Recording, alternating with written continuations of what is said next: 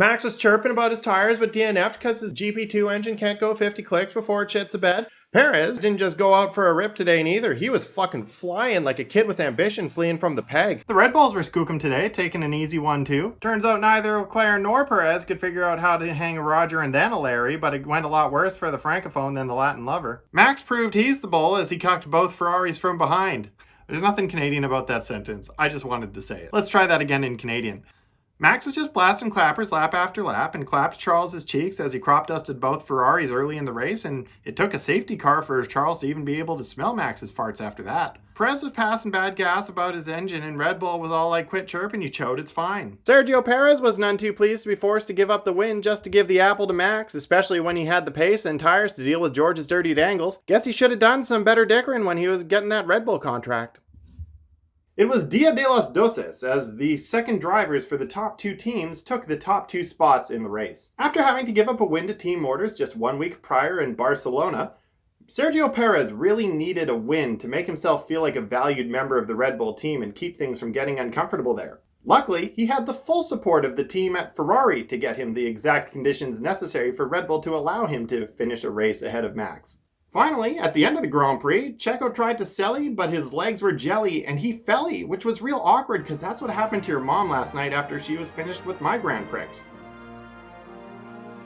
Checo's contract negotiations were a common talking point this weekend, with the strained relationship between him and the team last week definitely not helping things in that area. Sainz splitting the two Red Bulls meant that there was no opportunity for Team Motors, which gave Checo the victory and definitely made him feel like he's a valued and supported member of the team, much to the dismay of the entire Red Bull Drivers Academy. Checo's race was off to a great start but fell apart once he started winning, much like his marriage. Checo passed Charles in the standings today.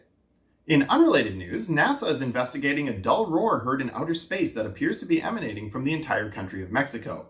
It was funny watching drivers posting about their travels to Montreal as if going to Canada was some exotic location. Then again, Quebec is basically an exotic location to the rest of Canada. Max Verstappen was unchallenged this weekend, winning from pole position. I was going to make a comparison between him and Oilers-era Gretzky, but I didn't feel like having a Donnybrook with every boomer who still insists that motorsports aren't real sports. Since Canada does not have an F2 support race, Honda made sure to bring us some of that GP2 experience with both Checo and Pierre Gasly's mechanical issues. Max Verstappen was looking like the man to beat after the first race start, effortlessly passing Sainz and taking a quick lead before the race exploded behind him, forcing a restart in which Max picked up damage shortly thereafter. Many people think this was bad luck, but as it turns out, this was just the race gods collecting on the miracle they granted him at the end of 2021. In potentially unrelated news, Christian Horner was seen throwing a monkey's paw in the garbage as they packed up to leave Silverstone.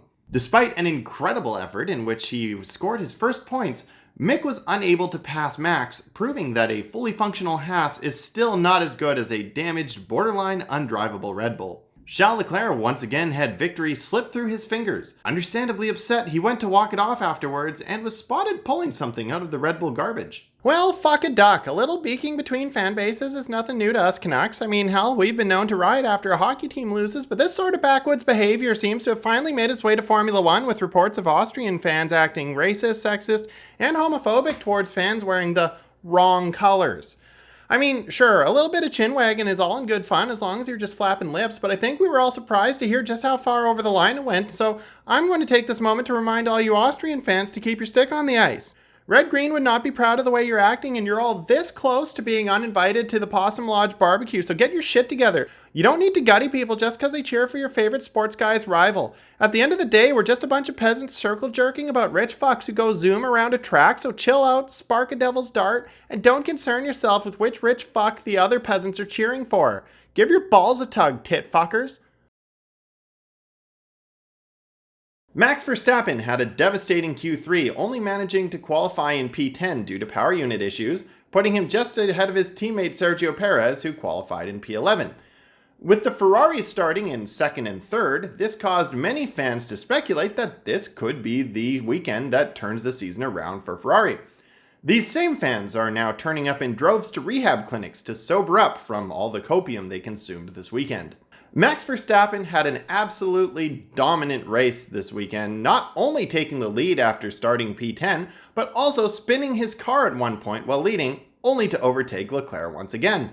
Max claims these were mistakes, but I think it's pretty clear that he's got such a big lead that he's now styling in the only way his generation knows how, by 360 no-scoping the noobs you're dunking on. After the race, Max said, "Amazing result. Who would have thought when we woke up that we were going to win the race?"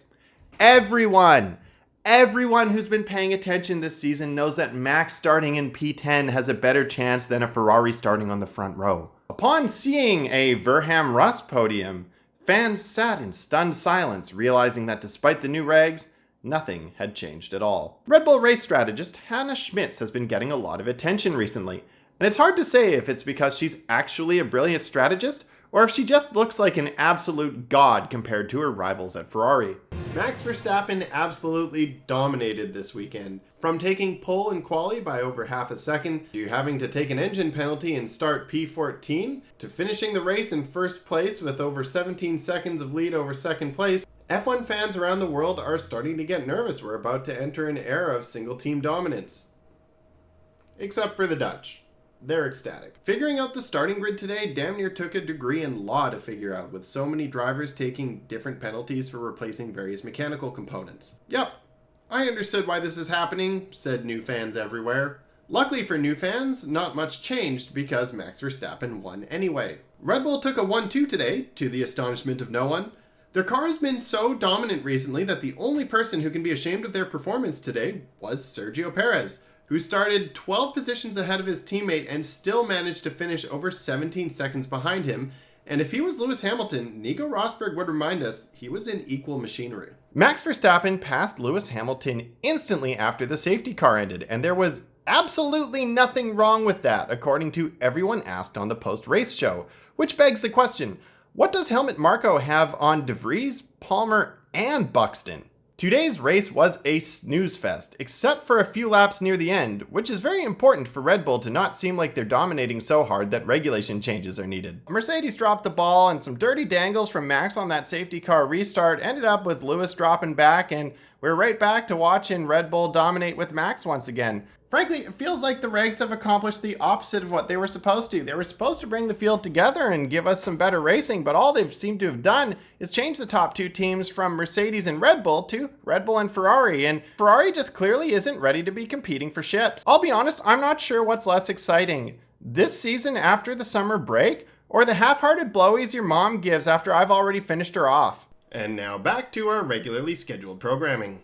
And the spicy meme of the week this week goes to untitled meme posted to the Facebook group Where's the Fucking Meme by Caleb Molinari. I think this one really nails it because Max Verstappen has been dominating everyone, including and especially his teammate Sergio Perez. Michael Massey's career was spinning in its grave today as the race finished under safety car. Since we aren't bending the rules just for spectacle anymore, the FIA have decided Max can have half a season of dominance as a treat. Max Verstappen was seen giving Nick de Vries a big hug after the race today.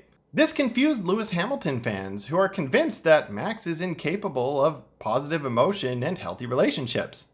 After the race, Red Bull's chief engineer was seen making adjustments to Max's emotional chip, as there was concerns that such a display of affection could burn it out. Red Bull, like the Habs, can give you every reason to cheer for them, and they're still somehow unappealing to support. Honestly, I think a lot of this boils down to the fan bases. Everybody teases Ferrari fans, but nobody hates them because they're always getting hurt by their own team. Further to that, they don't seem to be spewing the same kind of verbal diarrhea that Red Bull and Mercedes fans are constantly shitting out of their mouths. But this whole toxic fandom shit needs to end. It doesn't matter what color sweater you're wearing. When we're in the barn, we're all fans of the same sport, so we need to just shut the fuck up about who we hate and focus on talking about who we love. Look in the comment sections of these videos. Whenever Max or Lewis comes up, there's so much chin-wagging in the comments section, it's honestly embarrassing. Checo fans were chuffed to see him standing on top of the podium this weekend.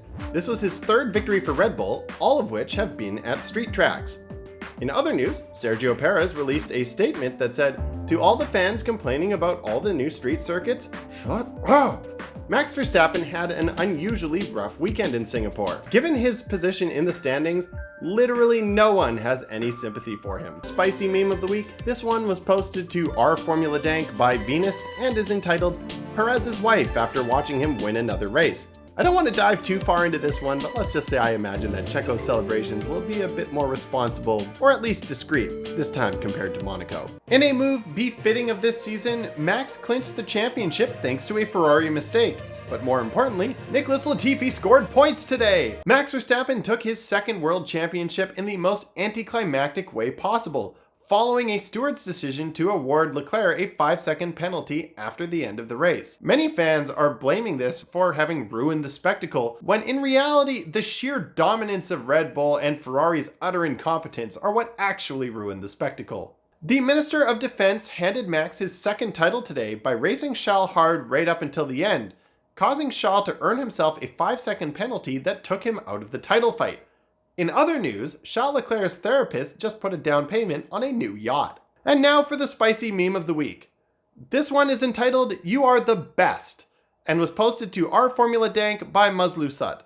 I love this one because it shows how wholesome the passion from the Japanese fans is, as compared to the toxic tribalism displayed by the British, Dutch, and Ferrari fans. Red Bull clinched the Constructors' Championship with Max actually having to work for it. And I'm not saying that Red Bull is sandbagging because of the heat from the cost cap violation, but I am saying if that's what they were doing, they did a great job managing the gap, because that was a hell of a race, even if Max ultimately ended up with the win. Now for the spicy meme of the week, we have this one that I made with the title, "A Natural Mistake." It's Christian Horner saying, "Everyone started saying no cap, so we thought that meant there was no cap." And for all you old farts like me, allow me to explain. Nowadays, kids say cap to mean lie, so no cap means no lie. And now that you understand that, this meme makes sense. Red Bull and Max Verstappen are boycotting Sky Sports F1 after Ted Kravitz said live on air that Lewis Hamilton was robbed of the 2021 World Championship. And I just wanted to let everyone know I will also not be speaking to Sky Sports F1.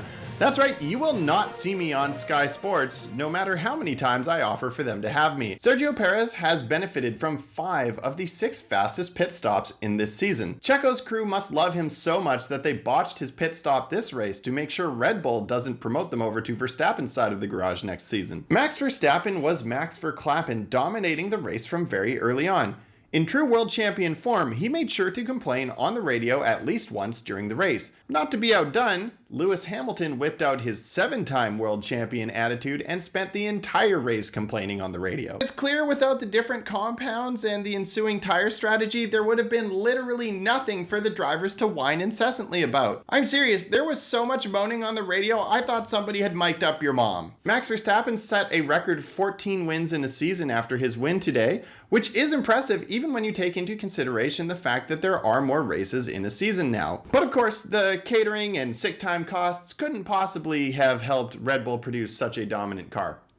No, it's silly to even suggest it. Despite having the championship in the bag, Max Verstappen decided to shit down Checo's throat. Speaking of alienating talent, Verstappen didn't lose 6th place today, but he did lose a ton of fans and respect when he refused to let Checo through. Sergio Perez dropped the mic when he said, "Shows who he really is," on the team radio in response to Horner's apology for the team orders not going through. In other news, Sergio Perez has been inducted into the Guinness Book of World Records for most humiliation endured by one man. Experts expect Checo to break this record next year when he continues to follow team orders, because in spite of everything that's happened, he knows this is the best drive he will ever get, even if Red Bull will never prioritize him. Mercedes is back up at the front, and we should all be grateful. Ferrari is a gong show, and Red Bull has Joffrey Baratheon as their lead driver. Before we go to the spicy meme of the week, I do want to say that as much as I enjoy dunking on Max for being a little shit on the radio, there are some legitimately defensible reasons behind his actions that do need to be discussed. For starters, the gap was 4.4 seconds, which is a huge ask, meaning that Max would basically have to slam on the brakes for an obvious change of drivers when Checo clearly didn't have the pace. And second, this one's a little bit more nuanced, but apparently Max has a bit of a score to settle. There's a little bit of a rumor going around the paddock right now that Checo crashed on purpose in qualifying in Monaco to prevent both Max and Sainz from doing their final quali laps. I will say, while these might be valid reasons, even if that rumor seems to be unsubstantiated, doing it over the team radio really isn't the place to do it. And when Checo has been burned by team orders in the past, he's usually had the good graces to say that he wants to discuss it afterwards, and that's really where these heated discussions should happen. Because regardless of what comes out of this and whether or not the drivers bury the hatchet, there's irreparable damage done to both Max and Red Bull's public reputations. You know, it's funny. Red Bull has the best car, the best driver, the best strategy, but their Achilles heel is their PR. It feels like if Red Bull ever collapses as a team, it's going to be as a result of something they said over team radio or in a tweet. Now, over to the spicy meme of the week. It's entitled Max Fans After Interlagos and was submitted to Our Formula Dank by Chang Powwow. Anyway, this meme is solid because I think a lot of people today who were Max fans felt like this crossed the line. But this is the same fan base where many of them hurled racist insults at Lewis Hamilton. So while it's obvious these people need to adjust their priorities, I think this exposes the underlying sentiment. It felt like friendly fire. In Verstappen's camp, Checo has been the biggest supporter of Max out of everyone, sacrificing his own races to help Max get the championships. And to be so disrespectful and pointed about this petty situation after the championship is already in the bag just feels small. It feels like he completely misses the bigger picture and refuses to engage in give and take, since he feels he doesn't need to give, even when it's to someone he has taken so much from. Max is basically the definition of a pillow princess. Sergio Perez only managed to finish third despite being in the best car on newer tires and with a better strategy. Checo was checked into hospital shortly after the race screaming, "I don't know how this happened, but I'm Rubens Barrichello now. Please believe me, this isn't my life." Now that the season is over and we can see that swapping places in Brazil wouldn't have helped Checo get second place, surely the animosity towards Max will end. I mean, it has to, right?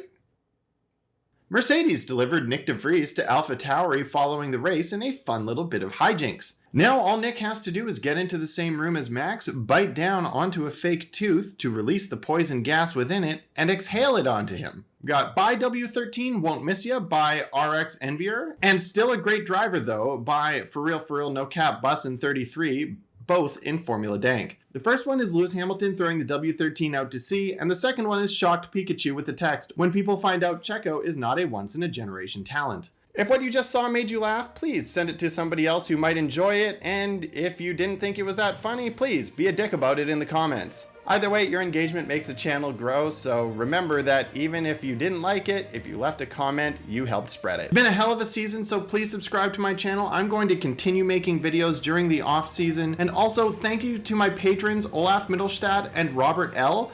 Check out patreon.com/Fiends so that you can support the channel and get more from Fiends, where the F1 never ends.